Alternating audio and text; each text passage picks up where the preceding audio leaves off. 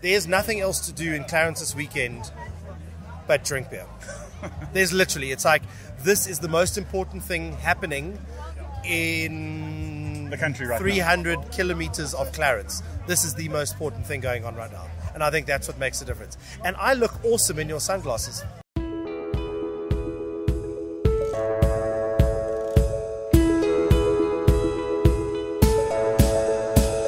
Ladies and gentlemen, how are you doing? It's been a while since you heard from me. I must apologize. The first quarter of this year has been jam-packed with all sorts of activities for your Uncle T-Bone. The one thing I did have time for was the Clarence Beer Fest, which is slap bang in the middle of the country. I thought it might be a good idea to see what a recording would be like, walking around a beer fest, interviewing some brewers about their beers. And I'm pleased to report that I'm very happy with what I got. The ambient noises and people talking in the background actually make me feel like I'm back at Clarence. I was also smart enough to record at the start of the fest and not towards the end when the wheels started falling off for most of us. No names mentioned. I walked around with Steve from Shackleton's and sometimes had other friends join us. We spoke to a handful of brewers from a select few breweries, namely Old Potter's Inn, Robson's, Clockwork, Agar, Nguni, Copper Lake, Richmond Hill, Frontier, Zwakala and Metal Lane. The first half of this podcast starts off with Steve and I having a beer in his new brewery, recapping the Clarence Beer Fest and what's on the cards for his brewery and the rest of the South African craft beer industry. Competition time. We have a few sets of tickets to give away for the Fools and Fans Beer Festival happening in Greyton on the 6th of April. Simply tweet which beer from the Clarence Beer Fest sounded like the one you would most probably enjoy. For example, give me some of that beer that Zwakala were having. Make sure to tweet to @BeerTime and @FoolsandFansBeerFests. That's all from me right now. Enjoy the show. Cheers. Hello, Steve. T-Bone, hello. Welcome to #BeerTime. Thank you. It's I'm trying to recall now. I think it's your second or your third time. Yeah, probably second if we, maybe third if we're counting Clarence. Well, that's a very good point to point out, or to state what we're going to be doing in the show, because we did have a bit of a recording a few weeks ago in Clarence, as you mentioned. I'm not too sure what the quality is going to be like, but I've got a good idea that it's going to be a bit noisy and slurry. Beer festival-y. Yes, so I think when we play it for our listeners coming up, they'll have to forgive us for trying to record at a festival. But Steve, thank you very much for letting me come and chat to you in your new spots. We've got a few things that I want to kind of bounce off you, but I think that's exactly where we're going with this kind of podcast, in that there's no real format, but I wanted to talk about the Clarence Beer Festival. You know, we were there a few weeks ago, and yeah, it was something very special. So let's just jump straight into that. I mean, you were there as a visitor? Yeah. Did you have any beers there? No, I didn't have any beers there. I was a guest. I was also there just helping out the fellow Cape Townian brewers. There was actually quite a few Cape Townians there. It was a big contingency. It was all Greg from Banana Jam. He had organised a bus with Santiago.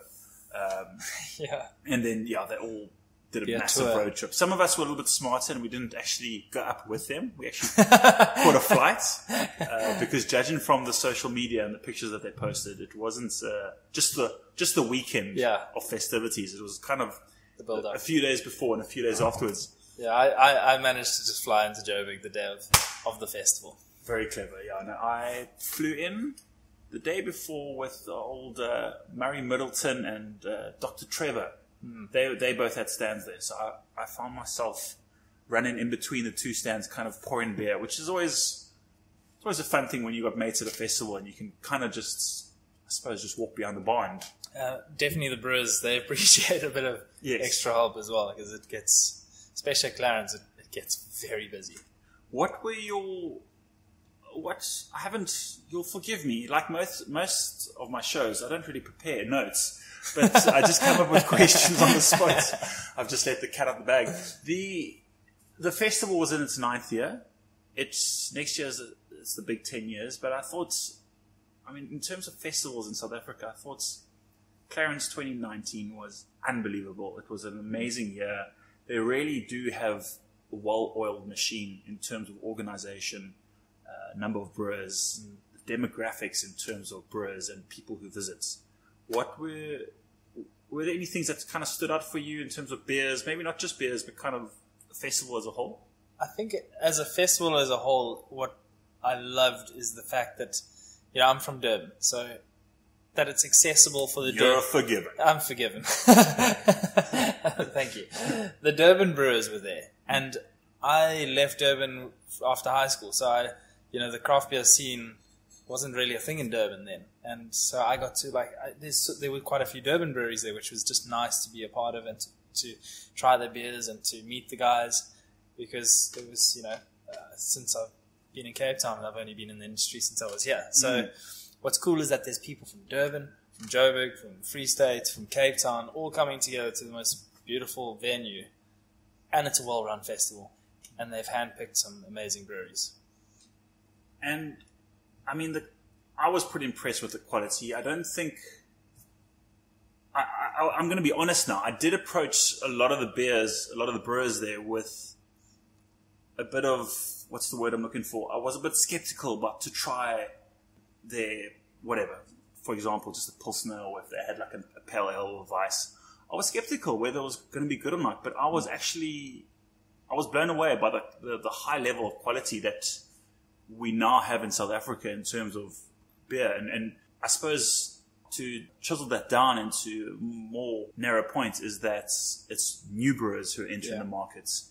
They're not just, if you look 5 years ago, new brewers were starting and they kind of didn't really have a good sense of what it took to make, for example, Weiss beer. Yeah. But I think brewers entering the market now, they started with quite a bit of knowledge, a bit of back-in terms of education. So I was pleasantly surprised with the quality of beers. So what I've found is that the standard, or the quality of beer, which is the standard, is just elevated exponentially. And so you're finding that startup breweries and small breweries that, with new brewers, they have a standard to reach for. Plus, a little bit more. They've got to exceed that quality standard. And so maybe a few years ago, where the standard was craft beer as a whole, it's new, it's exciting, it's tasty. Yeah. The craft beer industry has grown, and now the new brewers have to perform, or else they're not going to stand out. And the guys that were there were performing, and the stuff is amazing. So I think it was Murray Slater. I had to think which Murray I was talking about. Murray Slater from his which Murray? Yeah, from his fermented website, which he's very excited to start. I'm very excited for him to get going. But what he spoke about in a recent article is like, where is the South African beer industry now compared to 5 years ago? And the one thing that I pointed out was that the beers 5 years ago were the average for a beer was 5 out of 10. Which was, look, you can, in anyone's book, I suppose that's a pass. But I think now, moving on, beers have started to get to a 7 or an 8 out of 10. And following on from what you just said, it's a lot harder now to enter the markets because the level is a lot higher. But I think no one would ever argue against that. We're in a much better position now. It's very exciting. Yeah, I think, and but it really goes with any industry. If the market, if the level of quality is at a certain point, and it's always going to drive better quality. And with craft beer as a whole, I think we're starting to compete internationally with our quality. And the breweries, we're getting bigger breweries. We've got the bigger brands which are coming out with some just good quality beers. It's not about the experimentals that are just like wild. It's the lagers, the pale ales, the whatever it is, the standard beers that have just gone from this 5 out of 10 to 8 to 10. So I'd say, we're internationally competing in the craft market. You've taken my brain thoughts and you've swapped them around now, because we were going to lead into something else, and then you've reintroduced the next subject in front of the other subject. So I thought this was all written down. No. No, you scripted this. It's written down in my brain, in my noggin. But so that is something that I did want to talk about the bigger brewers, in terms of, I think it's hard to ignore the fact that there's some big players that are happening in the craft beer scene, the South African craft beer scene. It's totally different from where we were 5 years ago. 5 years ago, Jack Black was kind of the big player, and they had monopoly over all the beer taps in South Africa. You looked now to today, it's a totally different landscape, with Devil's Peak taking over the majority of the taps. I still think Jack Black has a bit of a stronghold handle, yeah. on, excuse the pun, there you go, on handles. So what I wanted to talk about was the changing landscape of South African beer, in how things are evolved, and I mean, 2018 was kind of a dire year, put everyone in a very blue mood. Difficult year, yeah. 2019 is, I would say, started off with a massive bang, and this is, dare I say it, my first podcast in a long time. For those of you who want to know, I have been working full time, so Daddy's got to eat. So you're getting a bit lazy with your podcast. No, not at all. I missed it terribly. So 2019 is a strange electricity in the air. What do you think it is? I mean, you touched on it earlier with the bigger guys making not just experimental beers, but making really good entry level beers. Yeah.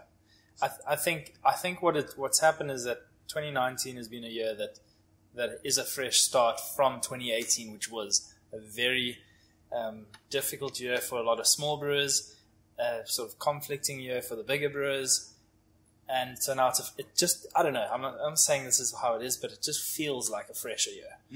And so whatever guys are doing this year is up to them making it work. And so the small guys have to be making good beers and have to be exploring new avenues. The bigger guys have to be pushing volume. And there's no doubt that their beers are good quality. Are you okay with bigger brewers pushing volume? Definitely. At the end of the day, they're helping the craft market. If there's better beers on the shelf, I'm happy. My thing is that I grew up drinking cask, well, not as a kid, but okay, it's just you and I talking. I drank SAB beers, and I still drink SAB beers, but craft beers were unaffordable when they came onto the shelves. And now there just seems to be, at this stage, 2019, I've seen 3 big breweries, I'm not going to mention their names, putting their beers on the shelves, competing with SAB prices. Yeah. I mean, by a rand or two. And that's impressive. And that gets me stoked. Yeah.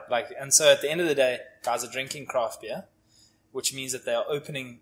The South African drinker is quite a fickle person, converting him from Castle Light. It's a sub-step of a stepping stone. Exactly. They 5 years ago, it was a pale ale, like a stepping stone into the craft beer world. Yeah. What was a pale ale 5 years ago? Exactly. Yeah. And now it's almost a replica, a lager. Craft brewer is making a lager that's just it's a middle step to the craft beer world. That's better than a big brewery lager. So I'm just really excited for what they're doing. If we're not, as a small brewer, if we're not making ends meet, that's not because the bigger guys are outplaying us. In my personal opinion, there's obviously, it's business at the end of the day, and that's how the market works, and that's how industry works. But we've all got to find our niche, and we've got to find our volumes, and that's how the bigger brewers have to do it. So there's these limitations are causing creativity, causing brewers to think outside. I won't say outside the box, but there's new interesting ways, or that brewers are coming up with ways to sell their beer because they have to. Yeah, they've obviously thrown a lot of money behind this, and now they're forced to come up with different ways to try and get the brand in front of people. Side tangent, I did see something today where Dogfish Head they've made a beer where the levels of acidity are high and the levels of vitamin C are high. And what that does, it's a healthy beer. It allows to develop negative film in a darkroom. What? So you can go and take photos, and then by exposing it to this beer, you're kidding. It makes the film come out. It's an actual, I promise you, You're kidding. Kodak have done it in collaboration with Dogfish Head. That's the most, that is the thing. And it's not April Fool's, folks. What's today the is March 27th. So I saw this and I was like, no, this can't be. But wait, what if it's preparation? What happens if it's prep? Okay, well then Yeah, because then I'll feel stupid as well. But but that sort of thing is, in a different way. Those are the ways to do it. It's not necessarily just about making. Oh, I've done this chocolate sour, It's not just blah blah about blah making kind beer. of stouts or whatever it is. It's about And the narrative. and it's maybe. not just about saying, "Oh, I'm going to market the student crowd or the upmarket crowd." It's about something that's so out of the box, so niche and so interesting and clever and effective that drives the market. Well, leading on from that, and I think this is great because now I'm ticking off things in my head. On your list, you mean? Exactly. Tick. In a business, in a beer business, you need to have a narrative.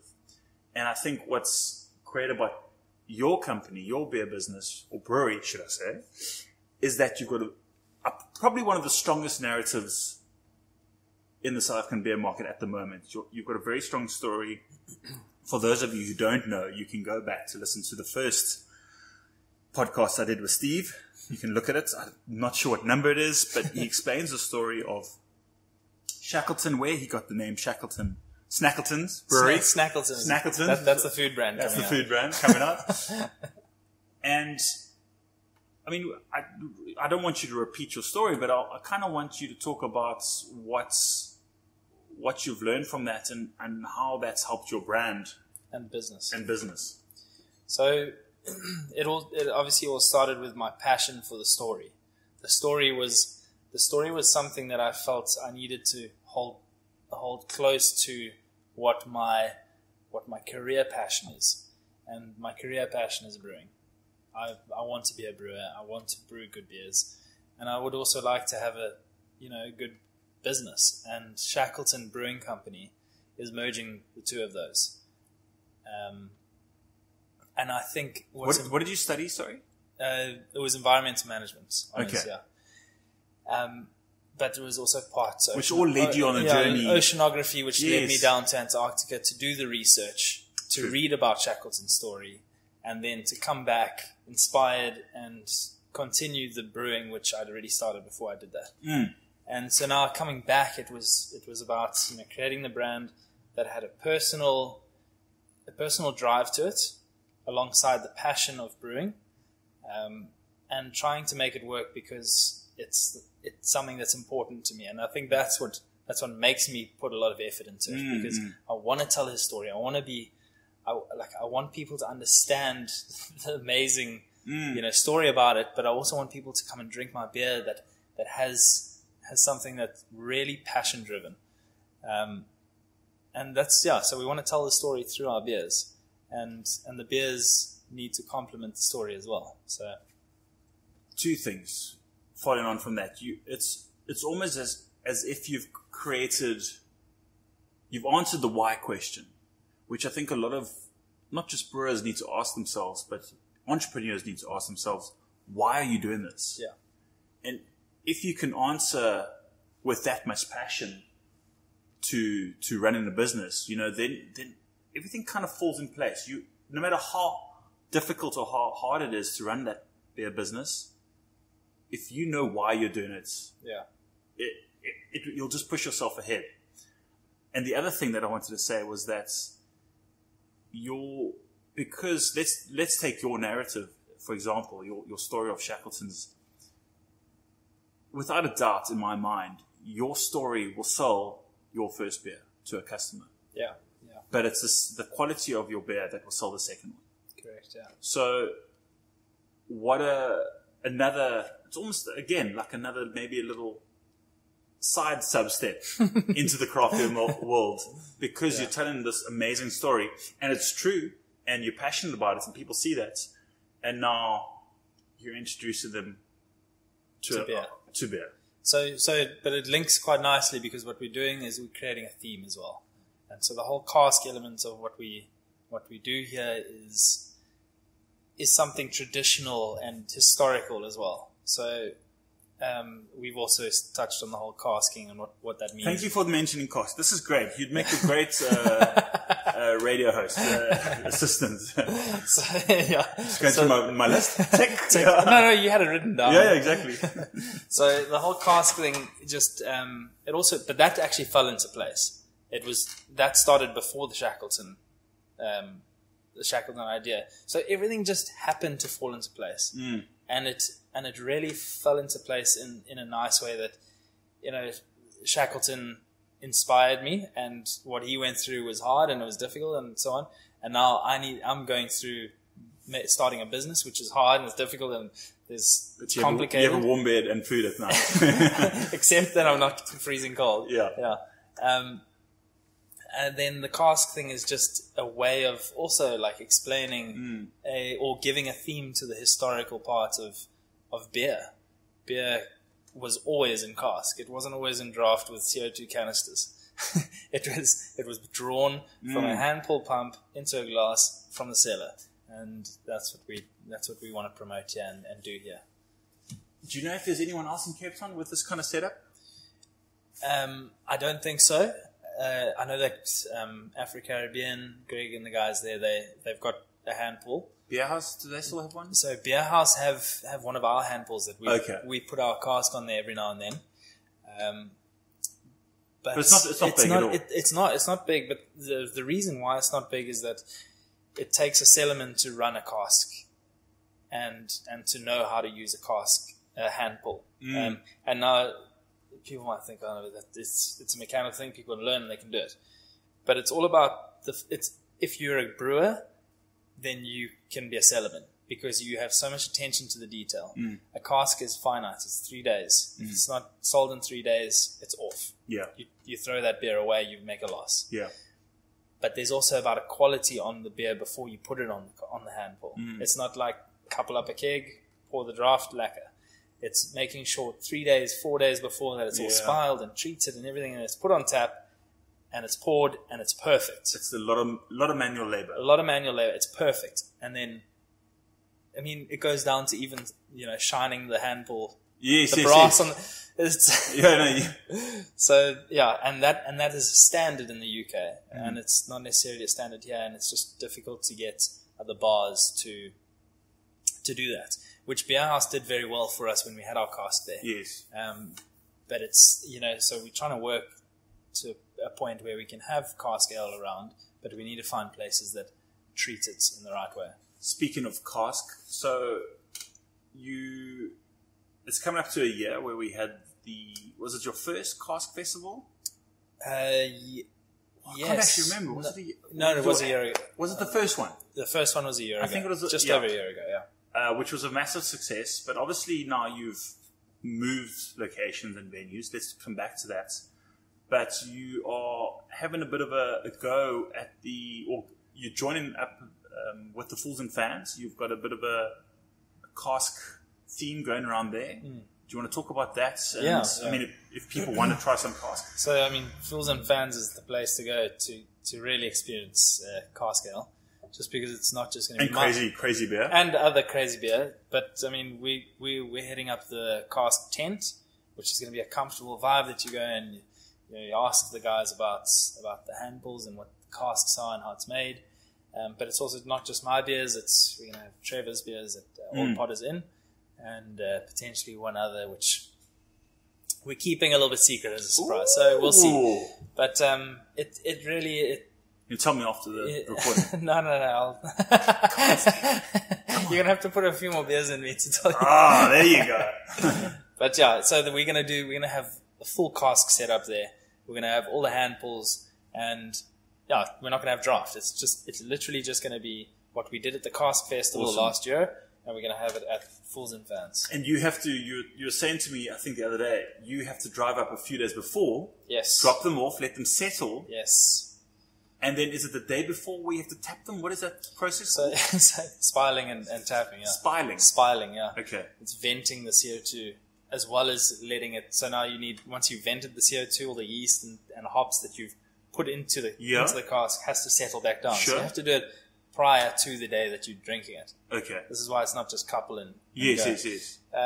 So yeah, like we have to make sure it's all about cellarmanship, and this is cellarmanship at its finest. Is making sure that the beer is perfect for the day. Because we're gonna have to go there, make sure it's tapped, spiled, ready, and then crashed, and then on the day it's perfect. You could almost say that cask beer is the craft of craft. Yeah, it's a deeper level. It's ultimate. So if oaks really want to get stuck in, I mean that. Like I want to get said, crafty. There's a lot of work involved.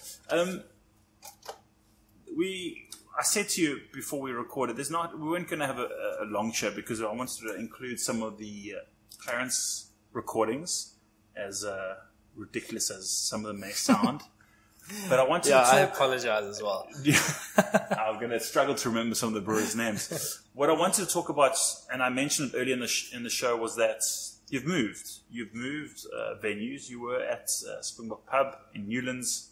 You've moved now to the Golden Ring of Woodstock. You are, I think, there are 6 brewing establishments. Yeah, excluding distilleries. Yes. So you're in a very special location within Cape Town. I mean, obviously you thought about moving into a beer industry or industrial area, but I want to know from you. I mean, it's been how long since you moved? We took lease beginning of December, but we could only really move in because we still had to build mid-Jan. That was last year. I can't believe it. But last year was also felt like the other day. Yes, it's flown past. So it's coming up to 4 months. It's a bit of a journey to move a brewery. Yeah. What were some of the things that stood out for you in terms of literally picking up your whole brewery and setup and just moving it to a new venue? So I think what it really came down to was the business side of it, is that there was paperwork that I didn't enjoy doing at all. But it just piled up. The logistics part of it, I loved. That's my bread and butter, is figuring out. I got to rebuild my brewery. That was the most appealing part of this whole process. Oh, yeah. I got to take my brewery from where it was, and I knew over the time that I was at Springboks where I could better the process, and I could bring it here, modify things to how I felt within a budget as well. It made it a process of really refining the brewing process, and then build it up again. And then we also built the bar, and so from mid-Jan to now, it's taken us that with the licensing halts and all that to get to an opening point. Well, I will say your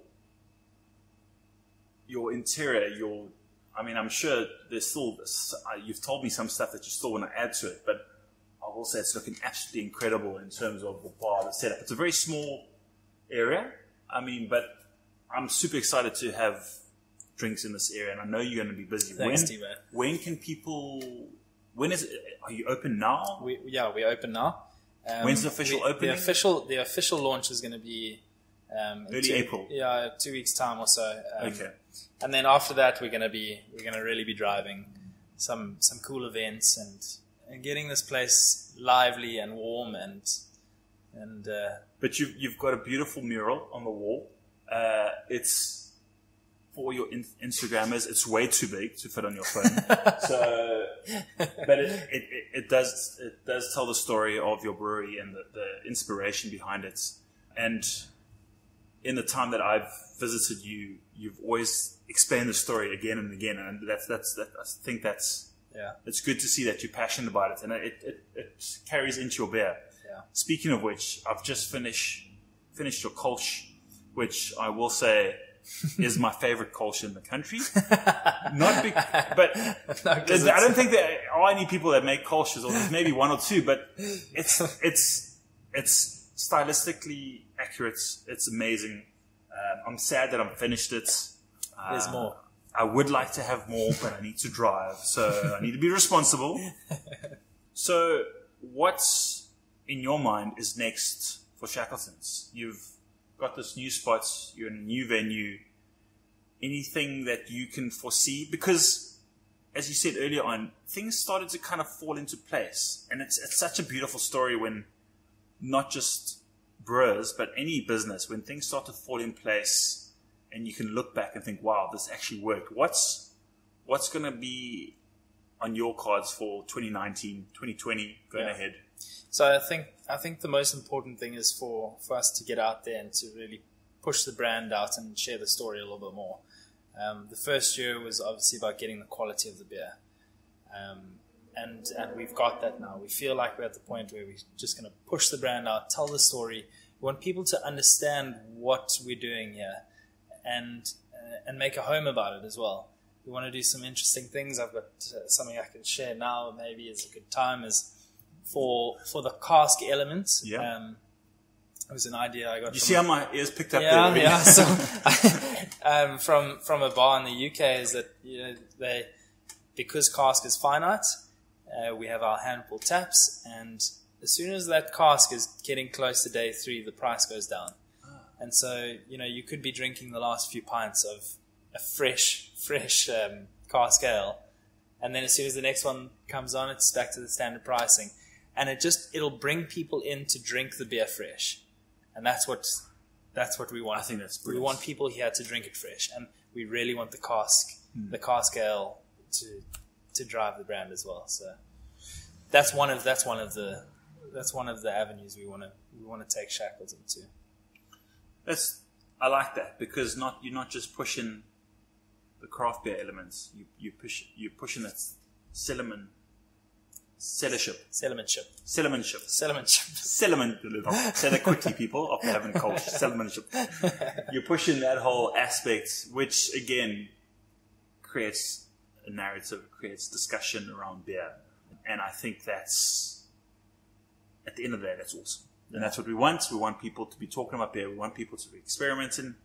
We want the 99% to dip their toes in that 1%. Yeah, there's plenty to share from what we've got here. So there's lots of people. Come jump in the water. It's warm. It's very warm, yeah.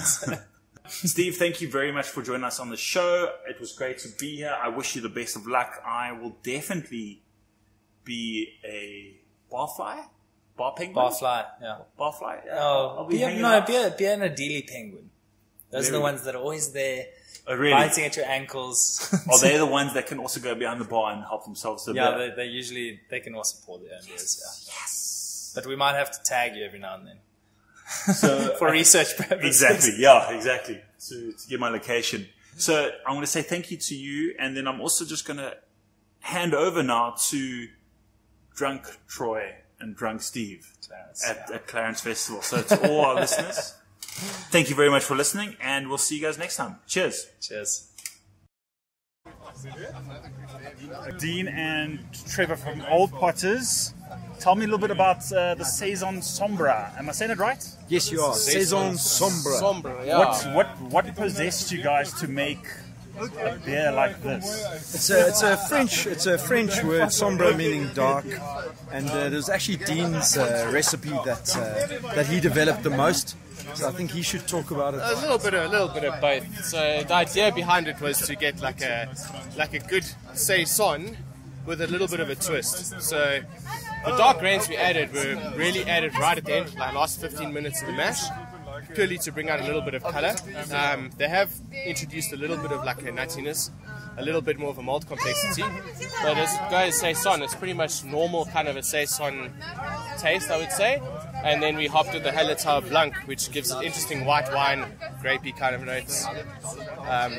You're definitely getting people to ask a question, because I think saison's not really a common Yes. Yeah. So Yeah, and especially not a dark So one. to me, a saison embodies what beer is all about. It's having a hard day out working, and at the end of the day, you come in. The farmer, out of his generosity, has made a beer for you under rough and ready conditions. The fermentation is driven at very high temperatures. you're painting a beautiful picture here. It's just, to me, it's at the end of the day, sitting down with your mates and having a beer and relaxing. A saison is, to me, what beer is about. Yeah. So to explore the style in this way, to me, was lovely. Dean wanted to use a Nelson Sauvin, which we couldn't get hold of because of those bastards in Scotland using all of it. Brewdog. Yep. And so we used the German equivalent Hallertau Blanc. Dean, you're a bit of a stalwart when it comes to these festivals. Yeah, I think What number is this for you? I think this is 8 now. Jeepers. Yeah. You Yeah, missed one. it is. Which one Yeah, did you we miss? missed the first one. It is like pretty much our yearly pilgrimage. It's always a good weekend coming down to Clarence and spending a weekend with all the good beers and good people. And, I think we're going to have a few beers later. oh, definitely. Okay. I'm looking forward Could to we it. have a selfie with stuff. you, Mr. Troy May? Yes, let me just push stop here. Right. Where should we start? Right. Stevie, we're recording. We're at Clarence. Is this your first year? Second year. Second. It's also my second time. Second time, yeah. So I'm excited. But let's go pop straight into these guys because there's no one here. Robson's my Durban friends. Are we friends with him? I'm from Durban. Are you from Yeah. Guys, how's it? Tibo and Troy from #BeerTime. We just want to try 1 or 2 beers. Sweet. What can you recommend that's special today? Have you had any of our beers, eh? I have. Okay, so like most things, I forget. okay, no, that's fine. No, I was gonna say I'd suggest try the Hammer just because it's like 8.3%. It's it's quite a special brew. It's a barley wine. Otherwise, then we've got our festival beer, which is a session pale ale, also really good. Or we got a Durban pale ale, which is it's well recommended. Steve, I'm going to leave this up to you because I well, don't think I can have 8%. I don't know. I know what I'm going to start with is Durban Pale Ale, just because Robson's was one of the brands, because I'm from Durban. Yeah. So one of the brands that I initially started drinking craft beer from. So Cool. I'll join you on that. I'll have a little taste it, please, as well. yeah, just to taste it. Thanks. Guys, is this your first festival or What do you mean, like first Clarence? ever? Or Ever? Because there's some points I want to put. No. Since 2006. First Clarence Festival. mine. So Robson's have been here a good few times. This is my first time with Robson's here. I came with the Growler Station Oaks about 2 years ago and tasted all the beers. I was quite sick. Nice. This is probably one of the better craft festivals I've been to. We got an SA on tap and stuff. We're at Durban or Joburg. Our beer goes around. So Lekker. Cheers. Cheers. I'm excited. This is you're gonna get nostalgic and just think Yeah, of home. I'm going to think of North Beach. yeah, you can see the label. So it's a 550 bottle. All our labels are like quite colourful.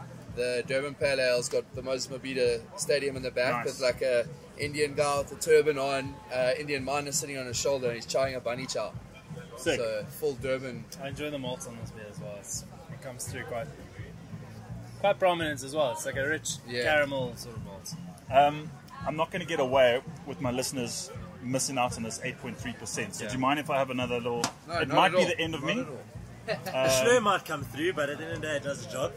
Can I have a very small taster, please? I've got a long day. Yeah. Lots of beer to drink. Very small taster, thank you. That's cool. How has this been received, the Hammer of Thor? The Oaks Festival's dig it, eh? What is Yeah. it? What is the Hammer of Thor? It's a barley wine. Is it aged? It is aged, yeah.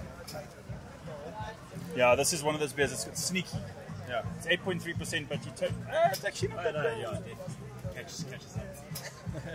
Yeah, I'd say like if you're not used to it, after about 3 drafts, you're in trouble. Yeah, Wow, we had 3 drafts. That's challenge. Cool. Guys, thank you very much. Thank you very much for the taster. Okay, let's go on to Mad Okay, Giant. Mad Giant. I suppose they're probably one of the most popular Joburg brewers. Yeah, I've been to it a few times when I visited. Yeah, absolutely loved it. Okay, well let's their special one is a Jersey Carjacker. So let's take a look. Let's get that. Hello, sorry. Guys, can we please have a taste of the Carjacker? Yeah. Just to, let me... So the beers that I know from Mad Giants are definitely the legend? Urban Legend. Sick, they've got the cleaners, they've got the proper equipment here. Nice. So you guys are kitted out with a few beers here as well. That's not from me. Who's that for? Is that yours? Yes. What is this? The Carjacker. Carjacker. Also Carjacker, please. So that Urban Legend I've had a few times, and that's you know when you go through to the tap room there. Yeah. And that's you could sit outside and comfortably sit. Oh and yeah. drink a few of those. Well, Evan's not here, so we'll try and get him a little bit later. Yeah. Cool. Shot, guys. Let's take a step back.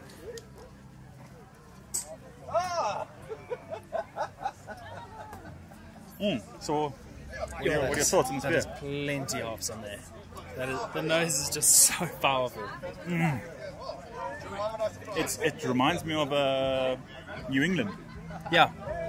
Not on clarity, but it's body. It's just the hops is just. So It is a New England IPA, and I'm not saying my listeners have to believe me, but it really is. I didn't know, but it actually does. Oh, is this the It's getting collab, Frontier collab? It's hitting all the notes. I think it's hitting all the notes, but it's super clear. It's got a little bit of haze. Sorry, when I say super clear for a Yes. New England, No, but it's actually delicious, hey? it's beautiful, beautiful. 7% sliding very easy.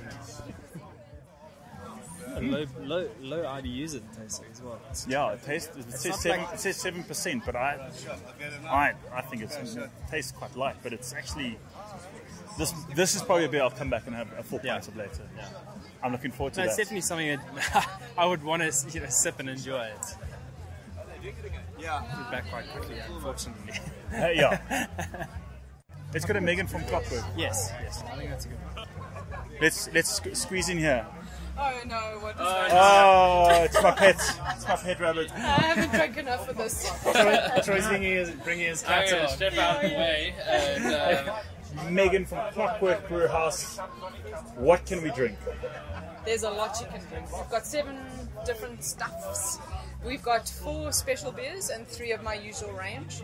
I always point at the specials first. Yes. Brewed a cherry sour for the first time, so that's always a first. I've literally only got 17 litres of it, so you've got to try that first. Wow. And then Dion from Doctrine Brewing did a grapefruit IPA. So we did a separate distillation of the grapefruit, added that to our base IPA. Nice. And we've got a Pinotino, which is a peanut butter cappuccino porter. That was a collab with Nutty's Brewing. So tasty. It's a breakfast beer. And then I did a milk stout. That's also an unusual one for me, but I think I might keep that as my core range. Oh, really? Lovely. So you're happy with I'm that? very happy with Is it that. a new It's beer a new too? one. Yeah. Well, because we've only got a certain amount of time, I think we should only try 1 or 2, which tears my heart apart. But let's go for the cherry sour. Cool. A little taster. I will come back and try all of them. So there's definitely something here that I think needs to be looked at as well as a Marzen Lager, which for me I've brewed a Marzen Lager and it's one of the beers that I want to get spot on. I'd love to taste that as well. Excellent. I could speak quite confidently saying there's not many Marzen Lagers around. But you dipped your toes into the lager scene with a Kolsch. With a Kolsch, yeah. It's not an easy. No lager is an easy beer to brew, and the Marzen for me that was as lower as I was going to go in terms of an easy drinking beer. I don't want to brew a standard fizzy yellow lager. I think there's enough of that in the market already. So the Marzen or Märzen is a lovely malty lager. So that was what I wanted from it. It's, for me, a Marzen Lager is a good stepping stone beer into craft beer because you're getting quite a lot of flavor from the beer, but it's not heavy and cloying. So it's a good entry level beer. Yeah, I think you, after all of our conversations on Beer Town with cask beer and British beer, You're gonna have to remind me. British beer being particularly focused on fresh malts and fresh hops and malty beers, malty pale ales. Yes. But now Marzen, what's beautiful about it is that you're bringing malt into a lager Exactly. that has a significant character. Absolutely. I love it. You're talking about it and I haven't had any. So. I love it. I saw it from a distance actually. Okay. I had to come in. And check it your out. Signs are working. Yeah. your cherry size delicious. It's very sessionable. Good. It's nice and it's That's not. good. I think the problem a lot of people make is that it's too sour. Yes. You don't find it's too sour? No. Okay. I think it's a nice entry. I suppose it also depends on personal preference. Yes. And everyone's going And to what beers you've had just before. Yeah. That's good. That makes me happy. Thank you. Well, thank you very much. Thanks, guys. Short and sweet. Cheers. Call in later when you're ready for a different beer. Yes. And then I'll have a secret recording device that you won't know about. Yeah. Get you to tell some truth. The real story. And I think finally a full pint as well. Yes. Yes. Anytime you're ready. Ciao, guys. Cheers. It's in Nguni. They're from Pine Town, also Durban. Okay. We can. I don't know. That's maybe. Hello, Mr. Bradley from Devil's Peak. Jeez, that was loud. What's going on at the festival? Look, I'm still trying to see what's what. Haven't really done too much tasting around, but looks to be like there's a few interesting things around. I'm just drinking a cherry sour actually from Clockwork. We've just had one now, It's quite light and refreshing, easy drinking for a sour. and it's not overwhelming or. Yeah, I think In your that's good, face. especially for like our market that's not so used to sours. It's nice to introduce them with a sessionable sour. And correct me if I'm wrong. You're here on a social visit. You're not working. No, Every time I see 100%. you, you're working. This festival, you're gonna This industry, hey, you're always working. Always working. Trust me, I'm still Probably working. why he's smiling so much. Trust me, I'm still working. Okay, so I mean, I did see there is a bit of a sneaky influence of Devil's Peak, a little collab with Middle Lane. Indeed, yeah. I'm What do looking- you think of it? Did you? I haven't had it yet. Okay. Murray blocked me. He blocked you? Yeah, he said come back later. Okay. So maybe he wants other people to try it before I give my critique on it.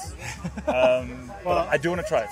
Can I give you mine, or you want to wait? No, go for you want yours. to Go wait for it. until so you got your own neutral opinion? Give me your opinion.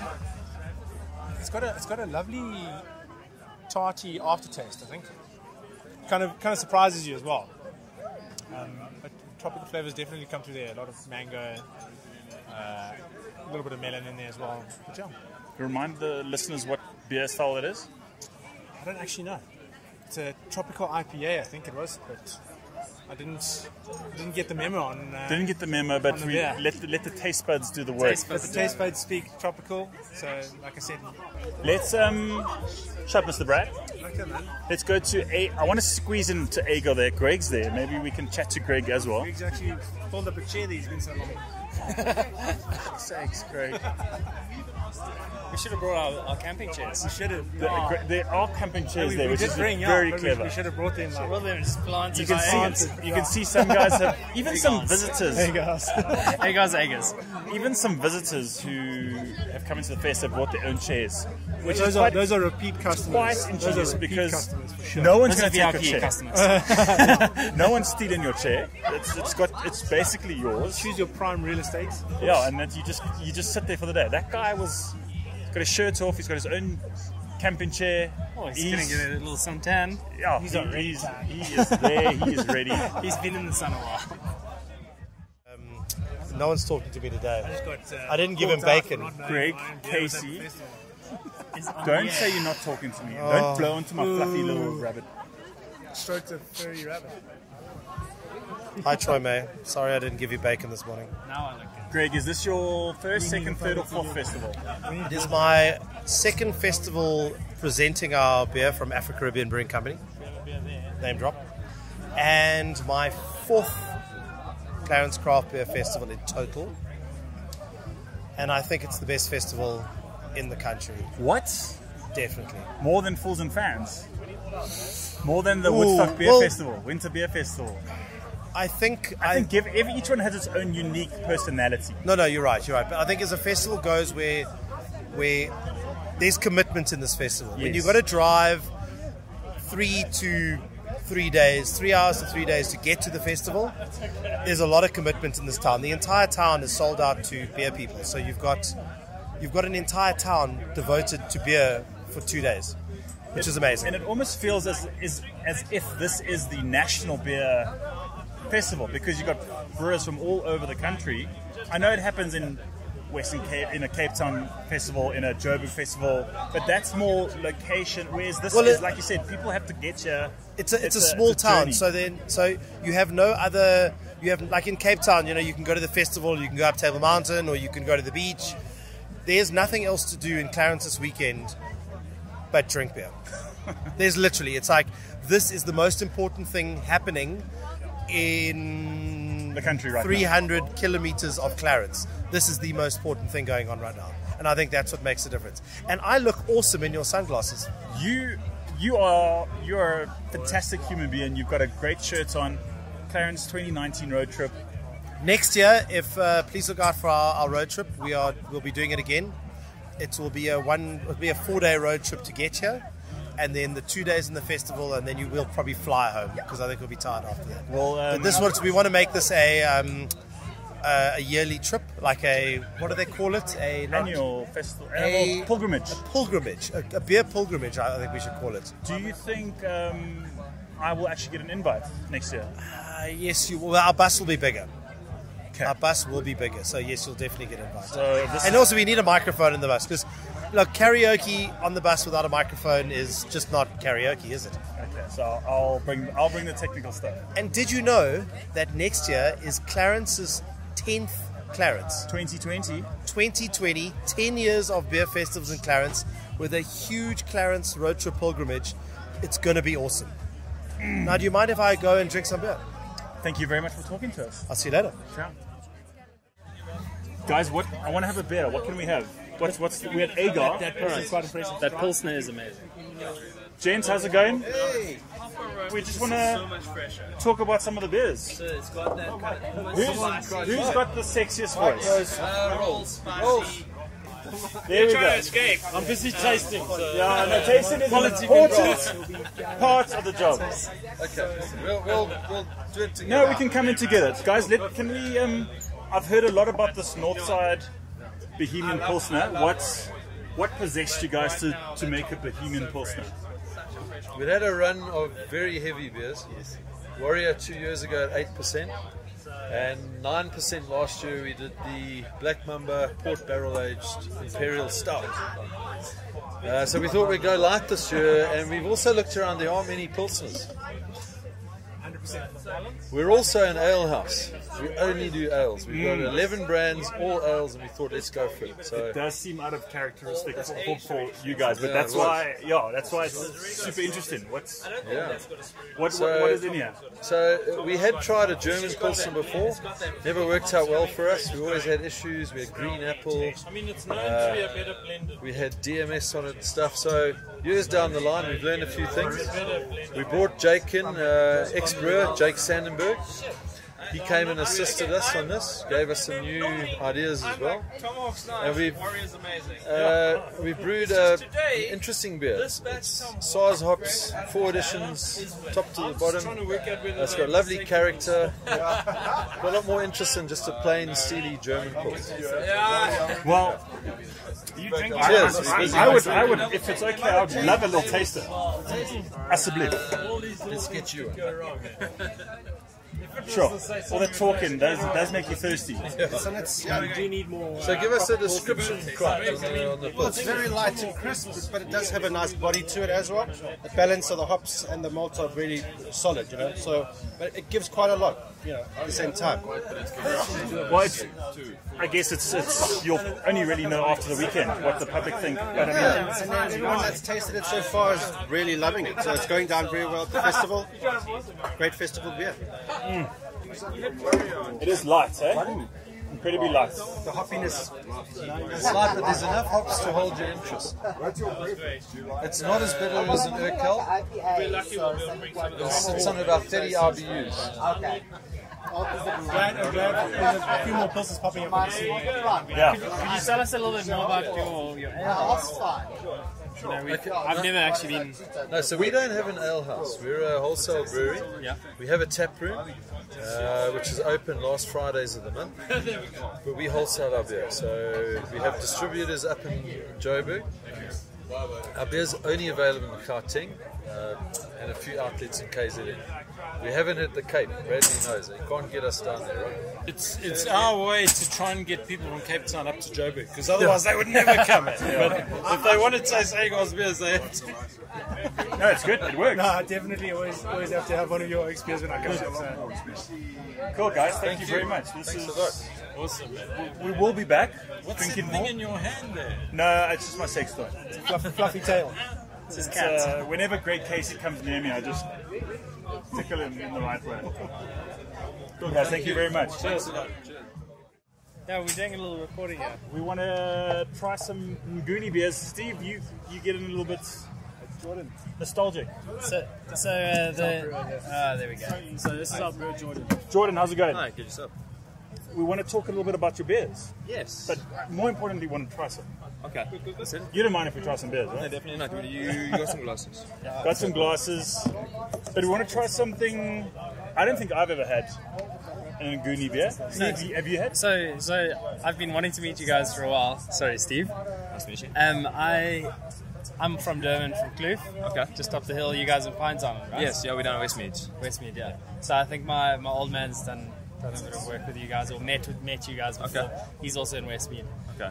And so, my craft beer journey has been, something, but just listening to my dad talk about Nguni in the place that he works, and I'm now finally meeting you guys. Just in your backyard. Yeah. There we are. So it's good to meet you guys. What have you got that you can... See, these are some of our beers that we just made for the show. We had the Durban homebrewers come and make a candied orange IPA with us. Yeah. And we made a Radler just because we knew it was going to be a hot weekend. We thought a bit of a shandy would be nice.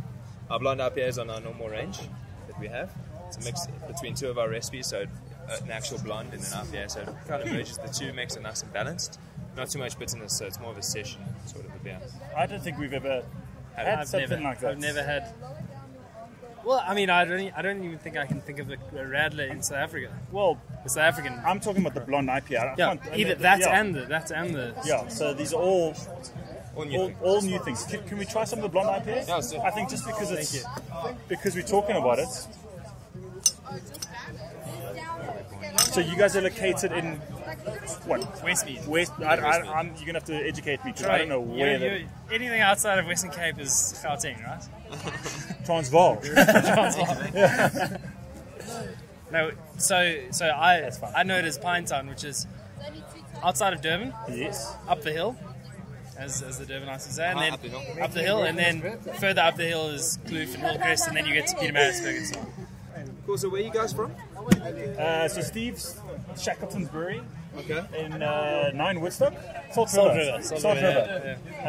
But you've joined the elite Woodstock tribe. The crew. Yeah. Because how many breweries now in Woodstock? A lot. Like 6 or 7. It's like I see it much like the Portland, Oregon of South Africa. I think so too. There we go. So what was the extent to it being the IPA? Because we're Durban side, we thought people aren't going to want to have a full-blown IPA outside. It's nice to have a session beer that you can go and sit on the beach, you can be in the heat and you can enjoy. So the blonde is obviously a very good seller down in Durban. Yeah. And we just took some of the American IPA hops and just gave it a bit of a spin and a little bit of a fruitiness on the end just to... I'll be honest. It's leading towards a blonde. Yes. So it's close on the blonde side, and it's not that harsh bitterness. So you could almost call it like an APA style. But it is a sneaky IPA element creeping in, especially now when I have more and more sips. I can taste a little bit of an edge IPA. Yeah. Good word, edge. Yeah. I'm going to take you through the others. Do you want to try out the premiums? Let's quickly touch on one or two. No, go for it. Yeah, I'd like you to try. I'd really like to try the lemon radler. Okay, cool. Just because I haven't seen a radler around in a while. Cool. Just a little. Yeah, you can be my experimenter. You can be my second. That's fine. No, thank you. Okay, and then the radler elements. How do you do? The radler is a lager, but we brewed it down to 4%, and we gave it a little bit of a lemon twist on it. Yeah. So What it's not is as that heavy as lemon normal. twist? Well, is it It's a cloudy lemon that we put inside there. when like secondary or? Yeah. Once you're in your brow tank, you'll add the lemon. Wow. And lemon is there. Let me have a little. That is. So, to get the radler, you must have had to brew like a very base beer that We brewed it with our gold lager. Okay, I was gonna say. So the gold lager is just made into our radler. So we've got a bit of a commotion. You've got a, what do you call this device? I'm not even sure of the name of it. It's a German drinking game that we found.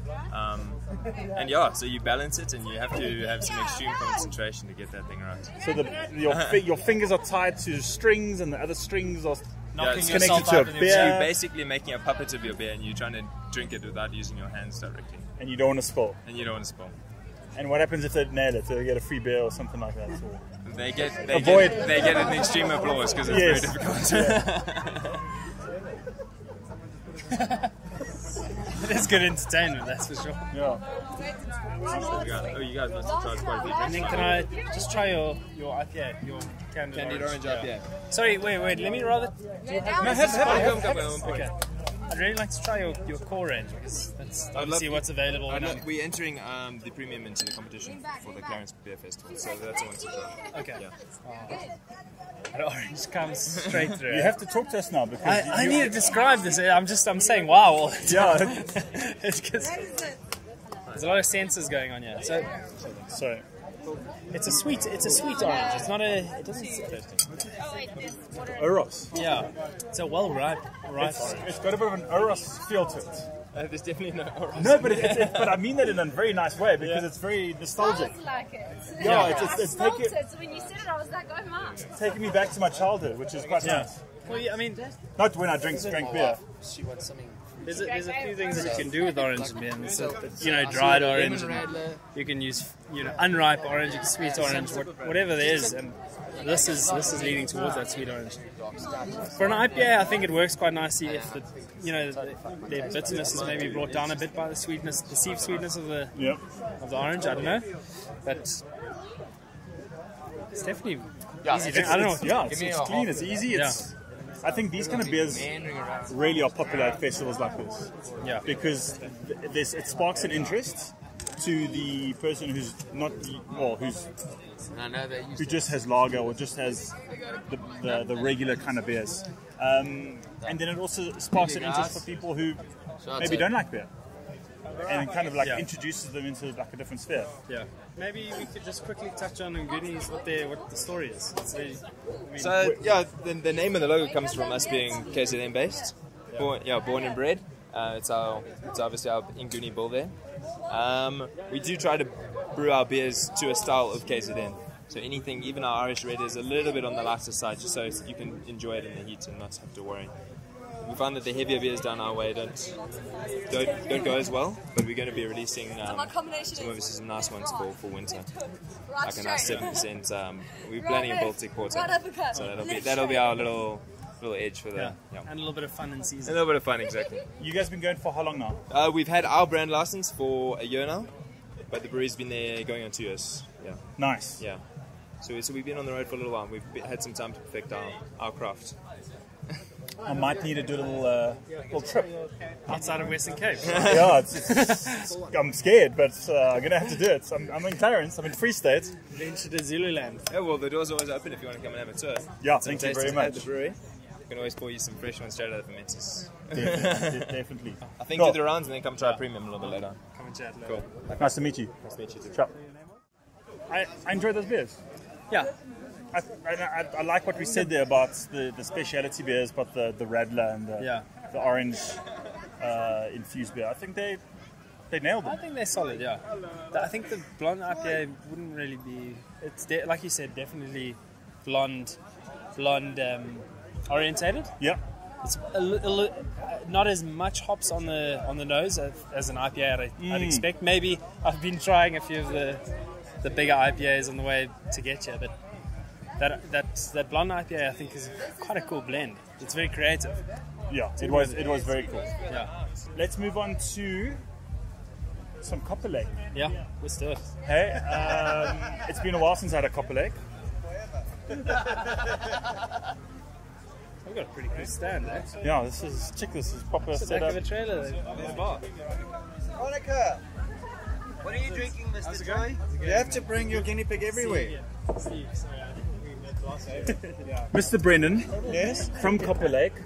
How are you doing? Well, and yourself? We're going to use your voice for a little bit of hashtag Beer Time podcast. So I realized I don't have the best voice for TV. No, your voice is sexy. So what do you want me to say? No, I just want you to tell us what we should drink. Ooh, Steve, what do you have in your hand there? Troy, I've got the African Imperialist. What is an African Imperialist? It was brewed by David, our brewmaster. It's named after Jacob Zuma. Can't say no more. Do you mind if I try some? This is so beautiful. That is the African Imperialist. That is beautiful. It's a lovely beer, Dean. Trevor, what are your thoughts on the African Imperialist? I love it. It's a beautiful beer. It needs to be on nitro. It is. African Queen. It's an Imperial Stout that's been single hopped with African Queen. Nice. We used 2 different yeasts to ferment, and it was aged in a whiskey barrel for 80 days. So why the 2 different yeasts?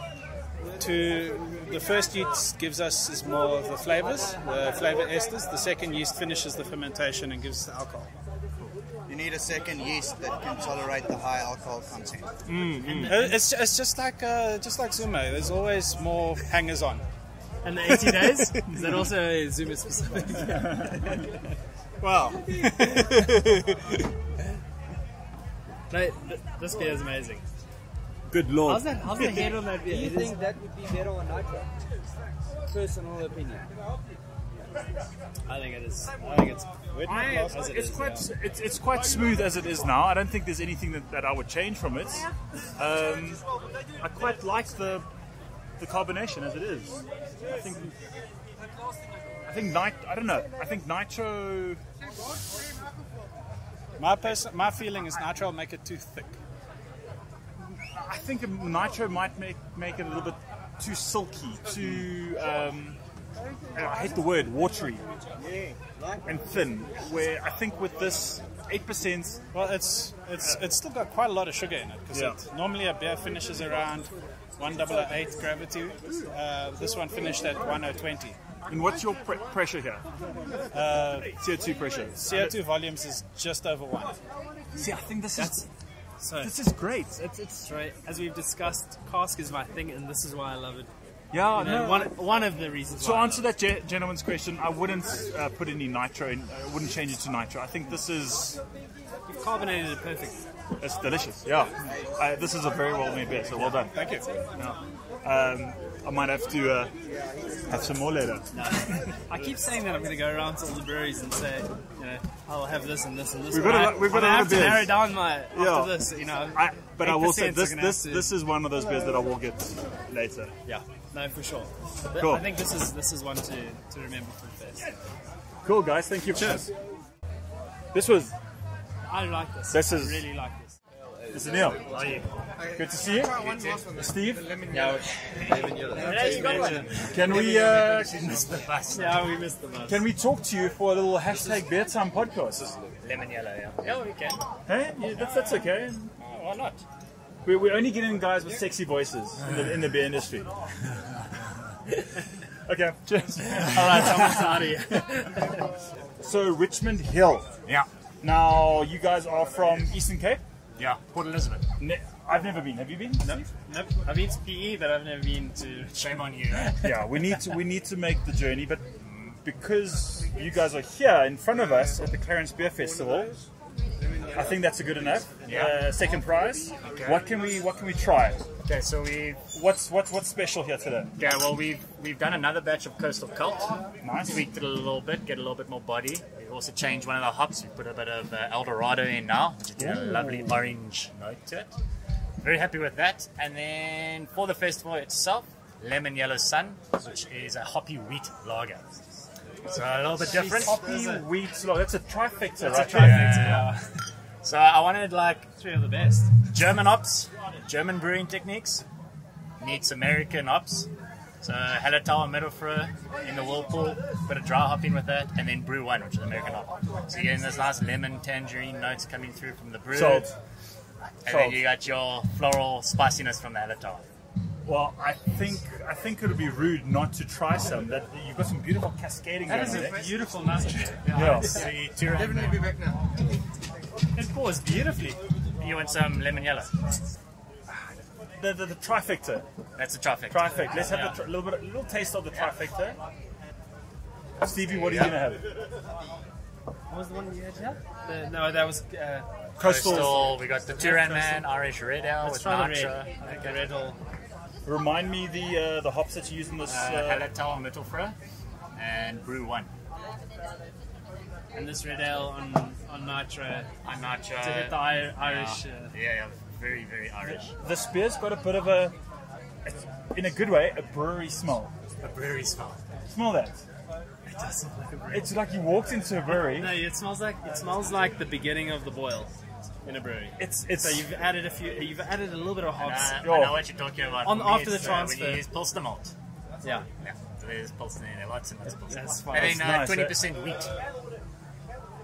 To give you that nice cloudiness. So now you've taken that sweet smell from the mash and you've gone into the boil and that first bit of hops. And then it finishes very much like a lager. You got that. Also, the water chemistry is towards lager, so it's a nice crisp finish. Yeah, dude, this is a great beer. I mean, we've gone around, we've tried, I wouldn't say all of the beers, but we've tried the majority, and I think this is, I would say, the best. This is a lager base. Yes, yeah. This is the best. This is the best. Lager. This is the best lager base that I've had. Because I made it not as boring. Let me move up there. No, Neil, this is fantastic. Okay. What are you having? So we've got the Red Ale on Nitra at the moment. And thoughts? I don't think anyone else has a Nitro here, right? That brewing's got That's a Red Ale. That's spot on. Is that good? As you should from Nitra. I think. God damn it! I'm upset now because there's too many good beers. I'm not going to be able to drink all of them. There's like this Red Ale with that rich malts that comes through, but it's also Nitra making it easy to drink. Yeah, creamy. Yeah. So tell us a little bit more about the brewery and. Okay, so we started. How long you guys have been? Yeah, so we started up in 2015 on a small Brew Magic 50 litre. Took about a year or so perfecting our core beer, which is Coplock John. It's an amber ale, very sessionable. Really nice, light, easy drinking, but then lots of flavour from Cascade and citrus, grapefruit, lychee, that kind of stuff. We then moved down into our new spot where we've put a little tap room in. We've got some new tanks. We've scaled up to about a 550 litre system. And yeah, we are focusing on obviously Coplock John and seasonal beers. So that's why we got Coastal Cult. That's why we've got Lemon Yellow. Turan Man is something that we keep only for the brewery, for the locals. They love it. What is the Turan Man? So it's named after a dude that used to beg for money in P. And he wasn't quite right in his head. He would always ask for 2 rand. If you gave him anything more or less, he'll give you change. So you gave him a 10 rand note, he'll give you 8 rand change. Amazing. And as a result of that, I mean, he's quite iconic. Everyone in PE would know who he was. I knew him growing up as a 2 rand man. Other people knew him as Dottie, Gideon, etc. So it's really nice to tell the story to the locals in PE. And they're like, oh yes, yeah, I know you're talking about Guide Marabah, dances between the cars, got like plastic packets on his hands, he's got a dancer's body. And there's a beer. Now there's a beer. Named after him, yeah. Quick question, and I quite like how you guys are focused on one beer. I don't think that a lot of breweries in South Africa do that. They kind of just go out with the core range whereas you guys are focusing on making one beer fantastic, amazing, and then having seasonal beers. Was that it's something that we wanted to do from the start. We wanted to make one beer, look after it, especially we were very worried about going out into other restaurants and not looking after it, because it's very difficult to look after 5 beers as opposed to one. And yeah, that's exactly why we did it like that. Irish Red Ale. Good job. Well, I will have one more. What was that one again? Crystal Cult. It's the Amber. It's a new batch, you said, hey? New batch with Eldorado. Let's do that. So what did you say I should pick up with the Eldorado hops? I like it like a nice orange note, bit of nachi, that kind of stuff. So there, it's African Queen in the boil. Well, not in the boil, in the whirlpool. Gives you a nice layer of like your sweet berries. And then I wanted citrus hops in the dry hop.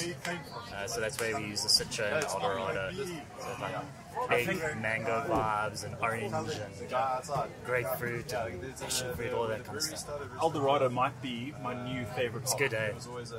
No, you know when people say, "Oh, I can pick up this," and then only afterwards you realize, "Oh yes." So if you give him like 10 your neighbours, Afro-Caribbean, have a disco party. They also used Eldorado. I picked up a bit of a mint element, and I didn't say anything to you guys, but when I was drinking that, I was thinking, okay, maybe there is a bit of a mint. Yeah, Evan from Mad Giant, that's the first thing he said as well. Oh really? Mint, yeah. Which is great. I mean, it just makes it like freshy. Yeah. Mint is great in everything. Mint works very nice in most drinks, actually. Neil, thank you very much, and well done. This is our fantastic beers. Nice to have you. And I'm going to come back for more beer. Okay, so we're walking up to Frontier Beer Co. And they've got quite a unique stand. Very young staff. Very young staff working on that. Yeah. Hello. How are you? Farming young staff. We're training from an early age. Yeah. I will have a taster of Karma Citra, please. It's a very good beer, that. Brendan, how's it going? Good, you. We want to do a little podcast recording for #BeerTime, so we just want to talk to you guys about some beers. What should we drink? What's new here? Tralagosa. It's something we're developing. Let's have a taste of that, please. So this is kind of trial 2 of it. It's aged on Cape figs.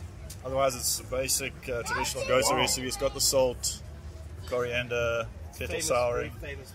But I'm really happy with that fig. It's very subtle, so nice and hydrating on a day like today. Correct me if I'm wrong. It is fig season, so there are a lot of figs. Yeah, because I know my wife just had a whole bunch of figs brought home and going through a bit of a fig phase. Yeah, we've had fig pie, fig smoothies. It's in our house, but we haven't had fig beer, so I'm excited to try this. Seen any fig festival yet? Oh yes. So this is a step up from intensity. I know Megan did a kettle sour, but what did she age with the sour? What fruit was it? Wild berry. That was, if we can say, level 1. This is now level 2 in terms of intensity.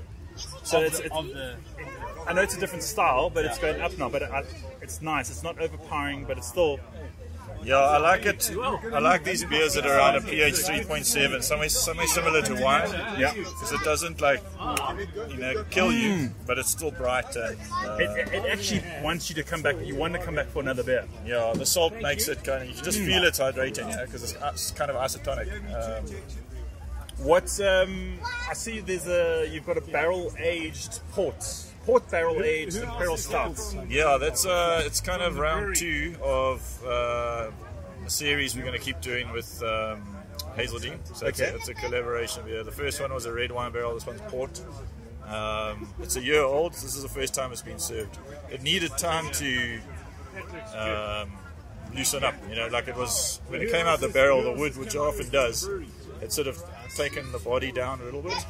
It's like a weird effect with oak, French oak especially. But then after time, it's sort of the richness came back. When you say time, what are you looking about? Like about another 9 months out of the barrel. Okay. Yeah, and are you happy now with what? Yeah, I'm very happy. Yeah. Do you mind if I have a little taster? I'm quite keen to try this rye the beloved country. Some great names, eh? Cheers, guys. Thanks. Better Sorry. A little bit malty. Like you normally get that from oxidation, but it shouldn't have been the case here. Thank you. That's perfect. Sorry. I'll make do. The red rye, sure. I'm happy with the double, so have a taste of it. Some double. Let me do that, and I'll try one of some of yours. But just a little bit, please. Yeah. Oh. So, Troy, something I'm noticing when I go around the festivals here is that I'm trying to just. I'm going for a lot of the ambers, the reds, Irishes. You know, those are the beers that initially got me into brewing. Craft beer drinking was a different story, but brewing was these sort of beers.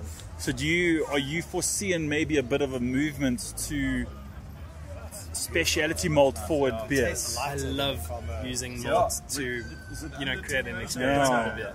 Malt has to be the fundamentals of everyone's on the hop freshness train, like this hop needs to be fresh, the high ABV hops, etc.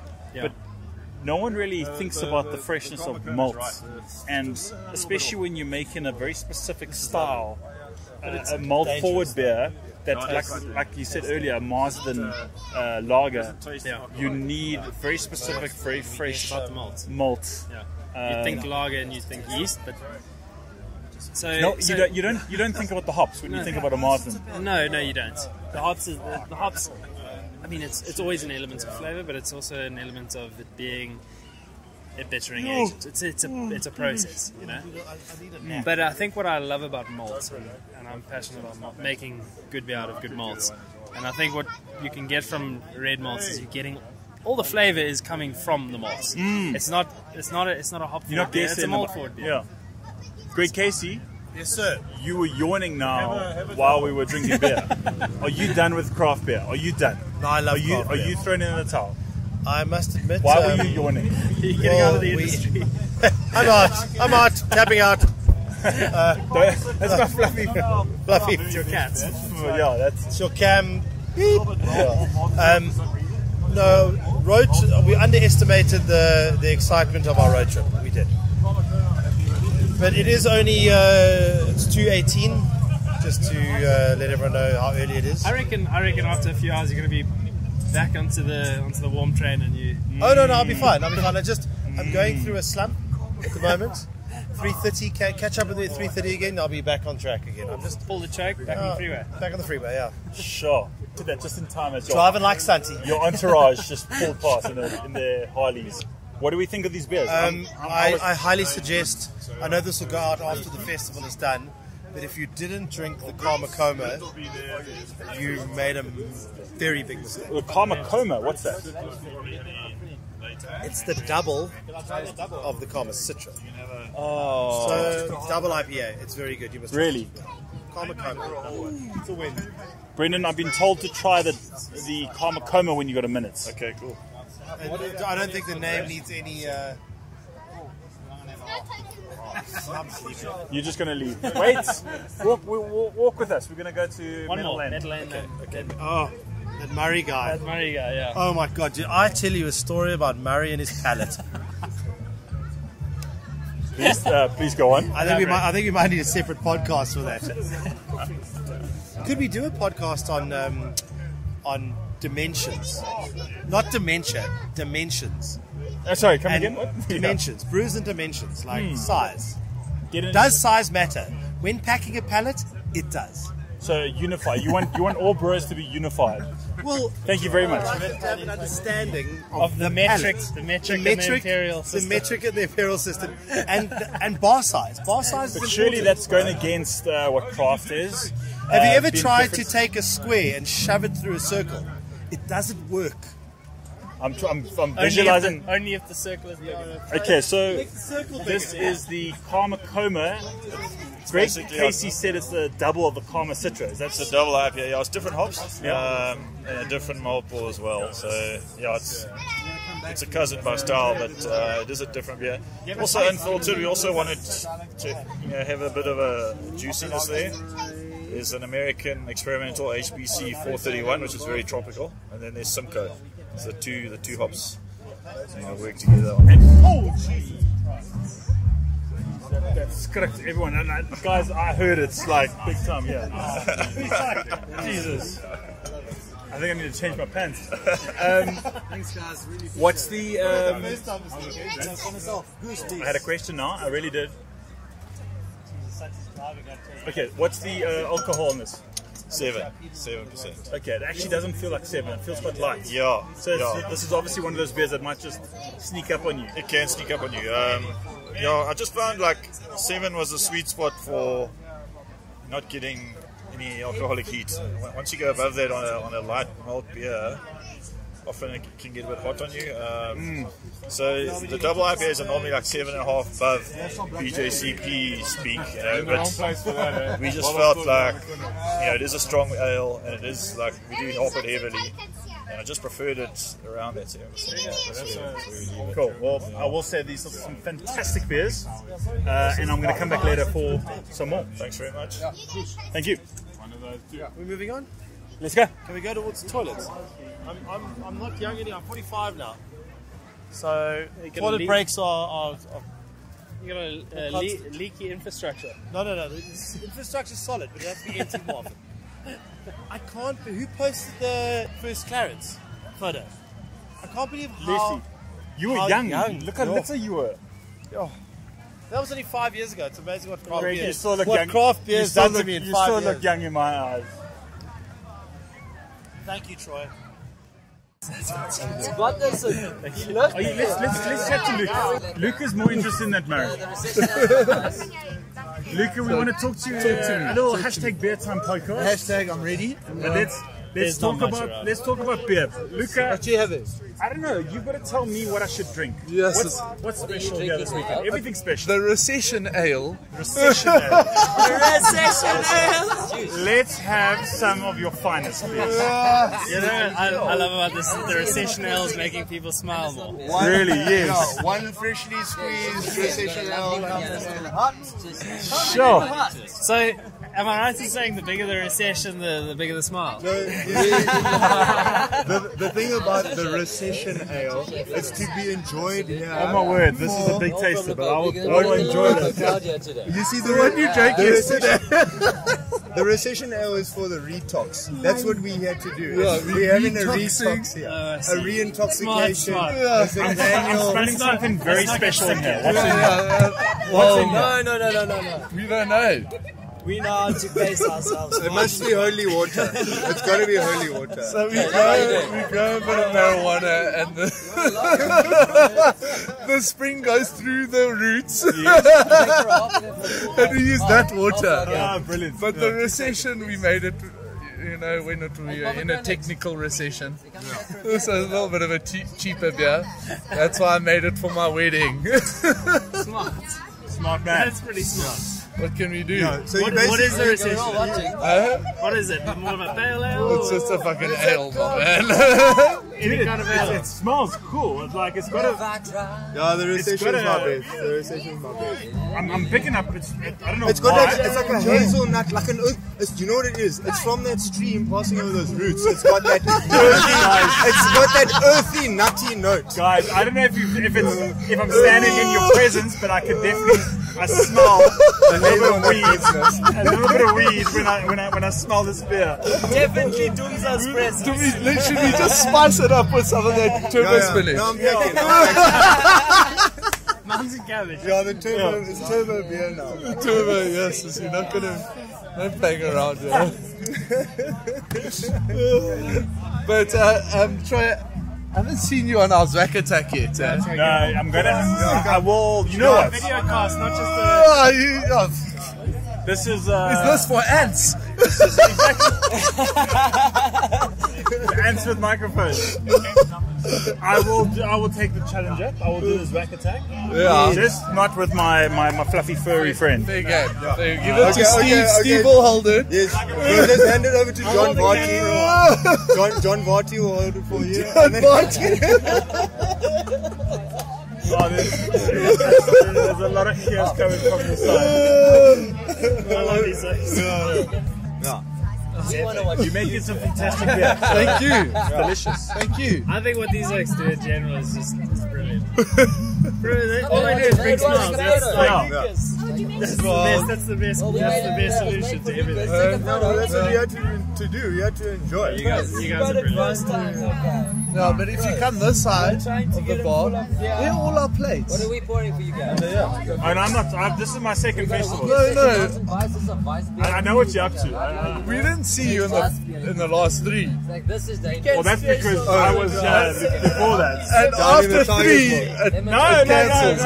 Oh, were you fucking downing the Tigers? No, I'm not done. He is downing the Tigers. Okay, I'll drink this now. In Dwakala's honor. Quantala Mera. Dwakala Ulana. I left my heart inside Dwakala.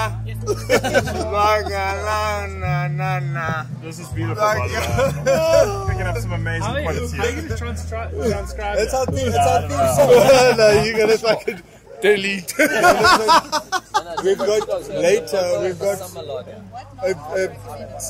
a conversational Sotho speaking Lungu over here.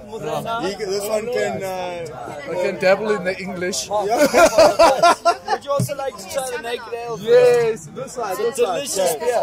Yes, but please don't take your clothes off. Okay, boys. It's too soon. Come behind the bar. No, we're going to see you soon. No, man.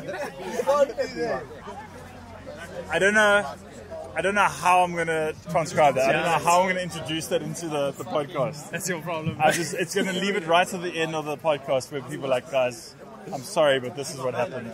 We should just get Google to translate and leave it as is. Whatever. I don't think people will be like, people will have to drink a beer while listening to it. Smoking weed. No, not even. Who's smoking weed? Darling.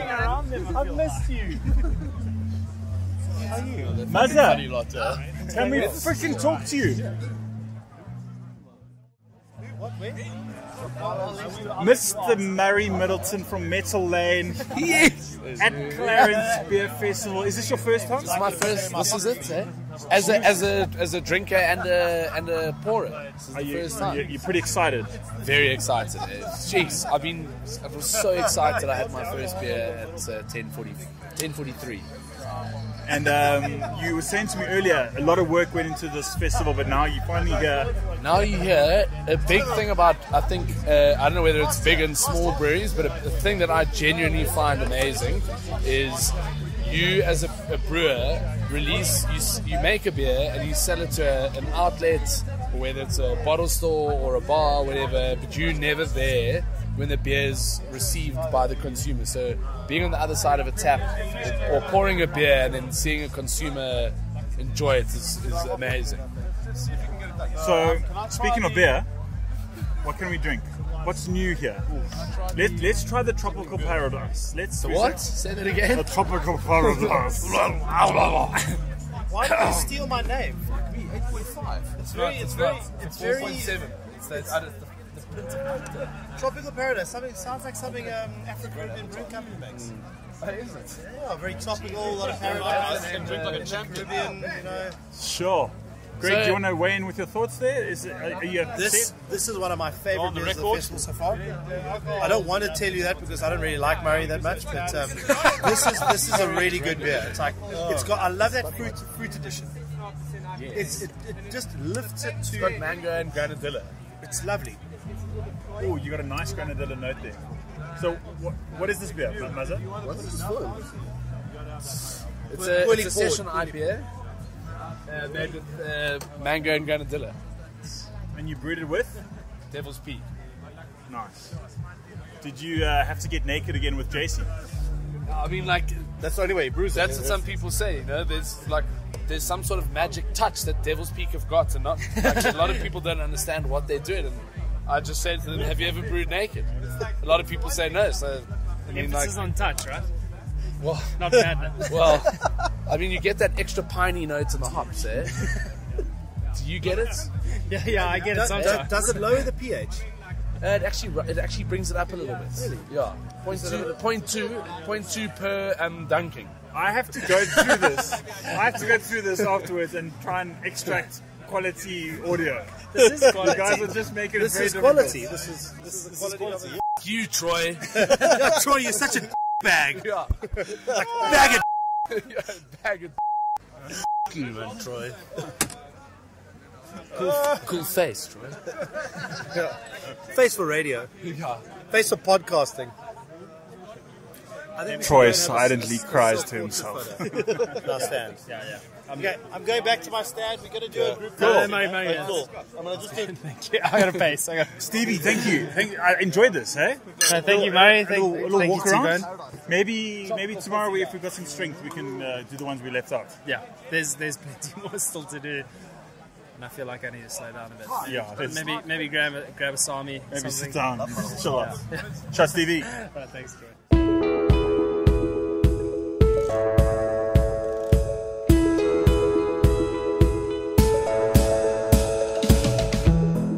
Ladies and gentlemen, that's it for now. Thank you very much for listening, and thank you very much for supporting.